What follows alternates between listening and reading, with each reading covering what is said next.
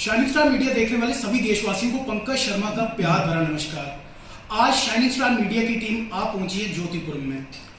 ज्योतिपुरम जो कि डिस्ट्रिक्ट रियासी का एक अहम हिस्सा है, इसके बारे में हम आज विस्तार से बात करेंगे और जिस चीज को लेके हम बात करना चाहते हैं उसके बारे में थोड़ा सा मैं आपको पहले बताना चाहूंगा कि जैसे आप लोग जानते हैं कि इस समय बरसात का मौसम चल रहा है। इस मौसम में जैसे लोगों को त्वचा संबंधी शिकायतों से जूझना पड़ रहा है, तो इसी से रिलेटेड और भी कई सारी जानकारियां हम जुटाएंगे और आप तक पूरी जानकारी पहुंचाने की पूरी कोशिश करेंगे। इसी सिलसिले में आज हमारे साथ यहां पे मौजूद हैं डिप्टी सीएमओ डॉक्टर धीरज शर्मा जी। तो आइए आपको सीधे लिए चलते हैं सीनियर डिप्टी सीएमओ डॉक्टर धीरज जी के पास। डॉक्टर धीरज जी, हम आपका स्वागत करेंगे शाइनिंग स्टार मीडिया में।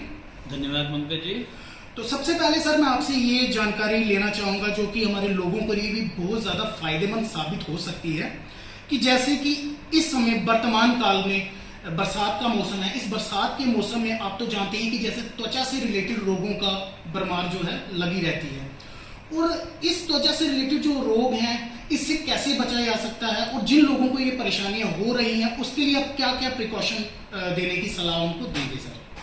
देखिए साहब, इस समय जैसे आप देख रहे हैं कुछ समय से बरसात का मौसम जब से प्रारंभ होता है तो पहले गर्मी पीक पे थी, तो हर एक मौसम के हर एक समय के अपनी अपनी बीमारियां होती हैं और सबसे ज़्यादा विशेषता बरसात के मौसम में जिसे हम वाटर बॉर्न डिजीज हैं वो सबसे ज़्यादा बढ़ जाती हैं।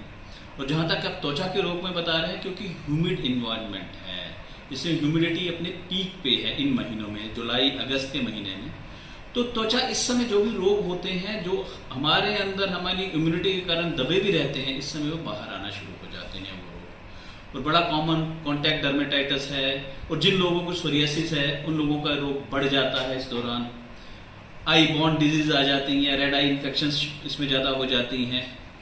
तो बहुत सारे रोग, उसका कारण ये है कि इस समय पानी में आप देखिए इसमें पानी इतना स्वच्छ नहीं रह पाता कि बरसात का पानी उसके साथ मिल जाता है, पीने के पानी के साथ मिल जाता है, और इसमें गैस्ट्रोएंटेराइटिस की बड़ी प्रॉब्लम शुरू हो जाती है, loose motions, even malaria, dengue. अभी डेंगू का प्रकोप भी अभी सुनिए दिल्ली में हो रहा है, और यहाँ पे चूंकि कम होते हैं पर फिर भी हमें सावधानी रखनी पड़ेगी इसके लिए। और इससे बचने का सबसे आसान तरीका ये रहता है कि हमें अपने आप को बार बार जहाँ तक हो सके साफ सफाई का ख्याल रखें। अपने घर के, अपने रहने के जगह के, अपने काम करने की जगह के ऊपर स्वच्छता रखें साहब। ये कोरोना ने हमें ये चीज़ सिखाई थी और ये बताया था कि स्वच्छता से बड़ा कोई धर्म नहीं है। जो जगह जो व्यक्ति स्वच्छ रहता है, स्वस्थ रहता है, उसकी इम्यूनिटी भी बेटर है। तो आप अपने आप को, अपने शरीर को, अपने कपड़ों को, इस समय बरसात में बहुत आवश्यक होता है कम से कम 2 बार आप नहाएं। पसीने से ये रोग बढ़ते हैं, अगर नहीं भी होता है कि पसीना जब भी आएगा तो आपको खुजली होगी, और खुजली करेंगे, पसीना, इन दोनों का जो मिश्रण है वह आपकी चमड़ी को प्रॉब्लम करेगा और चमड़ी के रोग बढ़ जाएंगे। तो सर इसी से रिलेटेड मैं आपसे ये पूछना चाहूंगा कि जैसे हमें अपनी इम्यूनिटी को बढ़ाने के लिए और जो चीजें इस समय हमारी त्वचा को नुकसानदेह हैं इस मौसम में, कौन कौन सी ऐसी चीजें हैं जो खान पान को लेके हमें विशेष ध्यान देने की आवश्यकता है? देखिए साहब, इस समय अगर आप पुराने समय में जाएंगे तो हर समय ग्रीष्म ऋतु में, जिसे कहते हैं कि समर्स के लिए डिफरेंट था खाना, इस समय हमारे लिए डिफरेंट खाना है। डिफरेंट खाने का अंदर सेंस हो गया कि अब जो भी खाइए, एक तो रखिए कि कच्ची चीजें जो हैं आपने इनको अच्छी तरीके से साफ करना है, तलाई कम खानी है। इस दौरान आपने अपनी इम्यूनिटी का खास ख्याल रखना है। इम्यूनिटी को बढ़ाने के, इम्यूनिटी कोई ऐसी चीज नहीं है कि अभी मैं कुछ खाऊंगा और इम्यूनिटी आपकी एकदम बढ़ जाएगी। जी immunity it takes time all together.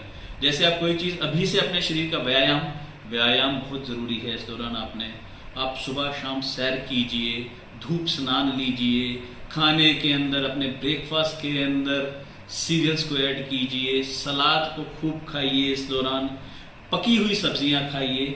इस समय आपके फ्रूट्स बड़े अच्छे आ रहे हैं, खूब फ्रूट्स लीजिए, जहाँ तक हो सके जूस पीजिए, और डिफरेंट सीरियल्स लीजिए, अर्थात कि सिर्फ एक तरह का आटा ही नहीं खाइए। अब जितनी तरह के ये आटा, गेहूँ, ये डिफरेंट बाजरा जो अवेलेबल है, तो आप मिश्रण खाना खाइए और चेंज कर करके खाइए इस खाने को। तो सर इसी के साथ मैं आपसे ये भी जानना चाहूंगा कोविड को लेके अभी जैसे कोरोना की बात करें जी। तो कोरोना पूरी तरह से तो खत्म हुआ नहीं है, जी। लेकिन तकरीबन अगर देखा जाए तो लोग जो प्रिकॉशन जी।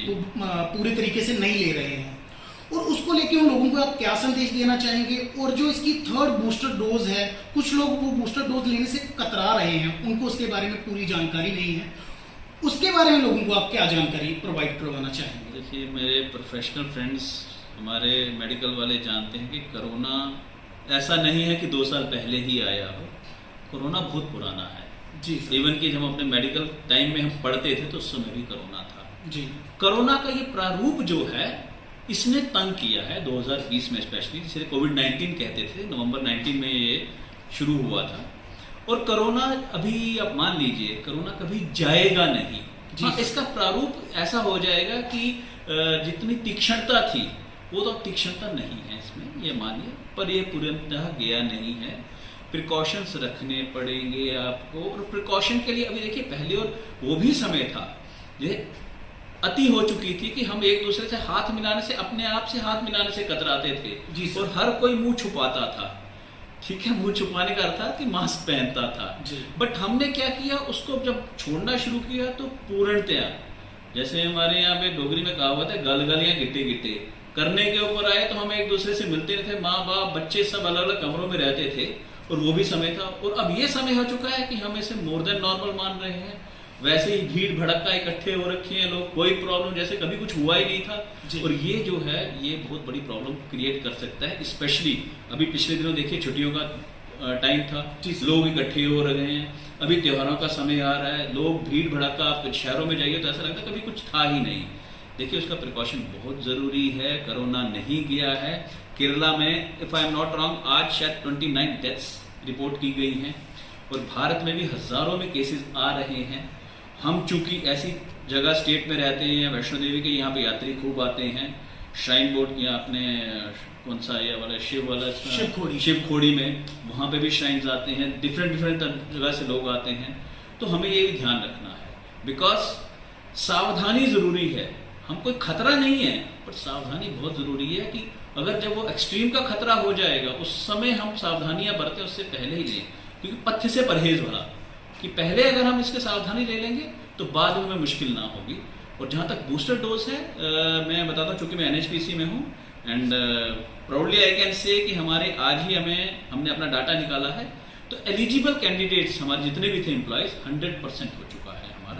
और ये मैं आग्रह करूंगा लोगों से कि बूस्टर डोज, बहुत जिसका नाम ही बूस्टर है, बूस्ट वर्ड से आया हुआ है, आपको लेना बहुत जरूरी है। बिकॉज जो बूस्टर डोज जिन लोगों ने भी अपना पूरा लिया, उनको कोरोना होता भी है, तो ये मान लीजिए कि आपको कोई भी खतरा, बीमारी का खतरा कम से कम हो जाता है। तो सर, इसी के साथ एक बात हम और आपसे जानना चाहेंगे, जैसे बात करें हम आयुष्मान भारत कार्ड की, जी, जो कि मिनिस्ट्री ऑफ हेल्थ ने ये जारी किए थे। तो इसी से रिलेटेड आपसे ये पूछना चाहूंगा कि बड़े सारे हमारे जो जैसे दूर दराज क्षेत्रों के लोग जो हैं, उनको ये मालूम नहीं रहता कि इस आयुष्मान भारत कार्ड का फायदा हम पूरी तरीके से कैसे उठा सकते हैं। उनको आप क्या राय देना चाहेंगे? पंकज जी, चूंकि मैं इसका एक्सपर्ट तो नहीं हूँ, पर फिर भी जितना मैं जानता हूँ मैं जरूर बताऊंगा। बिल्कुल सर। कि आयुष्मान कार्ड भारत सरकार की एक स्कीम है, जिसके तहत पूरे इंडियंस के पास एक कार्ड दिया हुआ है। 5 लाख रुपया प्रति वर्ष प्रति फैमिली के लिए है। और ये कार्ड बनाना बहुत आसान है। प्रत्येक व्यक्ति को ये कार्ड बनाना चाहिए, और अधिकतर ने बना भी लिया है।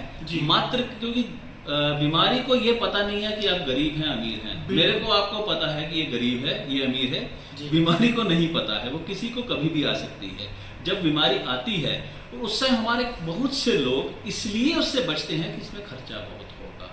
ये मैं मानता हूं कि जैसे लोगों के अंदर एक और भ्रांति है कि अगर आप सिंपल सा डिस्ट्रिक्ट हॉस्पिटल में जा रहे हैं, किसी डॉक्टर्स के पास जा रहे हैं, 50-100 रुपए की अगर आपकी दवाई लग रही है, वहां पे आवश्यकता नहीं है आपको इस कार्ड की। आपको सबसे ज्यादा आवश्यकता है, भगवान अगर आपके घर में कोई ऐसी चीज हो गई, कोई बीमारी है जिसके ऑपरेशन करवाने की आवश्यकता पड़ रही है आपको, इवन आपको बाहर के किसी और प्रदेश में जाके ऑपरेशन कराने की आवश्यकता पड़ रही है, वहां पे एक कार्ड आपको बहुत काम आएगा। 5 लाख रुपया तक का है। और ये हॉस्पिटल्स के अंदर, ना सिर्फ की सरकारी हॉस्पिटल्स के अंदर, प्राइवेट हॉस्पिटल्स, हमारे यहाँ श्राइन बोर्ड वाला हॉस्पिटल SMVD है, वो भी एक्सेप्ट करते हैं। और जिन लोगों ने इसका उपयोग किया है, उपयोग नहीं सदुपयोग, ये बहुत जरूरी है और ये हर जनमानस तक ये बात पहुंचनी चाहिए कि ये स्कीम है, हम इसका बेनिफिट नहीं ले रहे हैं तो इसका लॉस किसी को नहीं, हमें खुद है।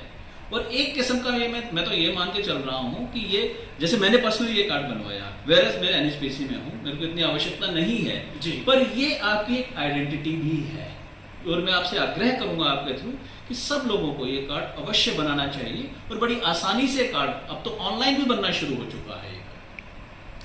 तो सर अंत में एक सवाल आपसे जी। और पूछना चाहूंगा, आप हमारे चैनल के माध्यम से हमारे यंगस्टर को एक ऐसा संदेश दें, जैसे कि कोई इस मेडिकल फील्ड में आना चाहता है, जी। जैसे इस फील्ड में आने के लिए इस समय जो स्टूडेंट्स में एक भरमार लगी हुई है, वो कड़ी मेहनत कर रहे हैं, दिन रात एक कर रहे हैं, लेकिन बड़े सारे स्टूडेंट को वो ऐसी राह नहीं दिखती, कहते हैं ना कि राह दिखाने वाला नहीं मिलता उनको, कि वो प्रॉपर वे से वहां तक जल्दी उस ट्रैक को पकड़ पाएं और उनकी मेहनत जो है वो सफल हो। क्योंकि आप खुद सर एक मतलब डिप्टी सीएमओ के पद पर विराजमान हैं और ये छोटी बात नहीं है, तो आपसे बढ़ के इसके बारे में और कोई नहीं जानता होगा। तो सर प्लीज थोड़ा हमारे यंगस्टर को, हमारे स्टूडेंट को, जो हमारा भविष्य है, उनको थोड़ा अपना एक्सपीरियंस साझा करें सर। धन्यवाद पंकज जी, आपने इस काबिल समझा कि मैं लोगों को ये संदेश दे सकूं। देखिए, मैं अपने यंगस्टर्स को एक बात कहूंगा कि अगर आप मेडिकल फील्ड में आना चाहते हैं तो सबसे पहले मात्र, क्योंकि जब बच्चा छोटा होता है तो उससे बच्चा जहाज उड़ता देखता है तो उससे पूछते हैं कि आपने क्या बनना है, तो होता है मैं पायलट बनना है जी। इवन कि छोटे बच्चे को ट्रक दिखता है, कहता है मैं ट्रक, मतलब जो भी उसको दिखता है। और मेडिकल फील्ड बड़ा आसान है। हमारे यहाँ पे क्या है, कुछ 15-20 सालों के साथ ये हो गया था कि मेडिकल फील्ड को देखने में हमें लगता है कि हाँ डॉक्टर साहब है, कुछ साहब ही लगता है, उनमें से डॉक्टर के साथ भी शब्द साहब लगता है और समाज में इसकी इज्जत है जी। अगर हम इस इज्जत के लिए अगर बनना चाहते हैं डॉक्टर, तो मैं आपको कहूंगा कभी ना बनिए, बिकॉज ये एक ऐसा फील्ड है जिसके अंदर आपको मिलता कम है और आपको देना ज्यादा है। जो आपको दिखता है ये वैसा नहीं है जी। कारण ये है कि इसमें बड़ी कड़ी मेहनत करनी पड़ती है। कड़ी मेहनत, आपको हमेशा अपने आप को अप टू डेट रखना है। उसके अलावा आपको हमेशा जैसे जो भी समाज में हो रहा है, हमारे पास जो पेशेंट आते हैं, आपको एक अच्छी बात बताओ कि उनमें पेशेंट को अधिकतर लोगों को लगता है कि वो बीमार है, वो बीमार नहीं होते हैं, ऐसा भी होता है। खैर ये अलग एक विषय है, मैं इसके विषय में अलग से आपसे बात करूंगा। बट अगर बच्चों को स्पेशली मैं कहना चाहूंगा कि अगर बच्चों आपने स्पेशली 7th 8th के बाद आप मात्र अगर इस फील्ड में आना चाहते हैं, तरह तरह की बुक्स मत पढ़िए। Your NCERT is quite sufficient. आपकी एनसीईआरटी की बुक्स बहुत हैं और अधिकतर डॉक्टर, आपको मजे की बात बता दूं कि फार फ्लंग एरिया से आते हैं जिनके पास सब फैसिलिटीज, हर एक बच्चा बायजूस और आशा, आकाश इन सब से नहीं पढ़ रहा है। ये सब लोग नॉर्मल घरों में एनसीईआरटी बुक्स पढ़ रहे हैं और एनसीईआरटी बुक्स बनाने के सुपर स्पेशलिस्ट होते हैं लोग, और वो लोग जानते हैं कि उसके अंदर सफिशिएंट है आपके मार्क्स आना। और उसके लिए हाँ, आपको दिन रात में से कम भी डेडिकेटली दिन में 8 से 10 घंटे डेडिकेट करने पड़ेंगे इस फील्ड में आने के लिए। और हमारे यहाँ पे अब जब से नीट आया है, ये बहुत बड़ी बात है, हमारे समय में ये नहीं होता था। हमें याद है कि कभी चंडीगढ़ में कोई लिख रहा है कि जहाँ पे भी है वहां पे हम एग्जाम देने जाते थे। अब तो मात्र एक स्थान पे आपने देना है। And if I am not wrong, NEET और जो आपका इंजीनियरिंग है इसका भी कॉमन शायद बहुत जल्दी हो जाएगा, अब प्रारंभ हो जाएगा। तो नीट को क्रैक करने के लिए अगर आप चाहते हैं मेडिकल में आना, तो आपको नीट क्रैक करना पड़ेगा। और नीट को क्रैक करने का आसान तरीका है कि मात्र 6 से 8 घंटे आप अपनी 10वीं, 9वीं, 10वीं, 11वीं, 12वीं इन 4 क्लासों में, स्पेशली 11वीं और 12वीं में आप एनसीईआरटी की बुक्स के ऊपर ध्यान दीजिए। आपके नीट का पेपर 90% वहां से आता है, तो 10% जितना आपका एक्स्ट्रा अगर होता भी है, देखिए कोचिंग इंस्टीट्यूट में जाना मैं नहीं कह रहा हूं कि कुछ बहुत अच्छी बात है, पर हर कोई अफोर्ड नहीं कर सकता है। बिल्कुल। और जो बच्चे, जो पेरेंट्स अफोर्ड नहीं कर सकते हैं, वो हतोत्साहित ना हो, वो मात्र सिंपल एनसीईआरटी बुक्स ऑनलाइन भी आजकल बहुत अच्छी कोचिंग फ्री ऑफ कॉस्ट मिलती है। इवन जो सब्जेक्ट्स आपको समझ नहीं आते हैं, you take the help of Google, you can take the help of YouTube. उसके अंदर ये सब चीजें देखिए, आप किसी माचिस बहुत काम आती है, माचिस से कोई सिगरेट भी पीता है और माचिस से दिया भी जलाता है मंदिर का। तो ये तो आपके ऊपर निर्भर करता है कि आप किस चीज का उपयोग कैसे कर रहे हैं। तो ये जो सोशल मीडिया है, आप इसका सदुपयोग कर सकते हैं। आपको पूरी इंफॉर्मेशन, प्रॉपर इंफॉर्मेशन इसके थ्रू मिलेगी, आप वो लीजिए। और नीट को क्रैक करने का आसान आपको तरीका बता दिया, आप एनसीईआरटी बुक्स पढ़िए। हमारे समय भी हमने भी एनसीईआरटी बुक्स पढ़ी थी।